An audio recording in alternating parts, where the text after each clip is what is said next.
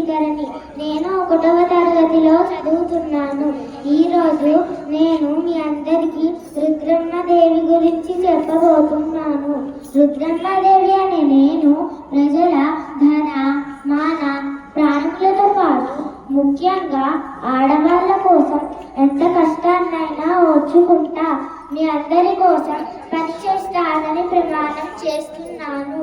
ఇలా ప్రమాణం చేసిన నేడు మీ అందరికీ రుద్రదేవుడిగా పరిచయం అయ్యాను. నా తండ్రి గణపతి దేవుడికి పుత్ర సంతానం లేదు. అందుకని మీ అందరికీ నన్ను రుద్రదేవుడిగా పరిచయం చేశారు. కష్టపడ్డా, మన రాజ్యం కోసం ఎంతో కష్టపడ్డాను. మన రాజ్యాన్ని గెలిపించాను. ఇలా సుభిక్షంగా జరుగుతున్న నా పాలనలో నేను రుద్రమ్మదేవినని తెలిసింది. ఒప్పుకోలేదు. కొంతమంది సామంతులు నన్ను ఒప్పుకోలేదు. మా నాన్నని అలా నిలదీస్తుంటే నాకు కోపం వచ్చింది. ఎంతో కోపం వచ్చింది.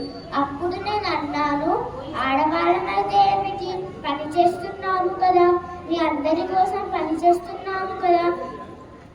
రాజుని అని తెలిసినప్పుడు జేజేలు పలికిన మీరే రాణిని అని తెలిసినప్పుడు ఎందుకు ఒప్పుకోవడం లేదు?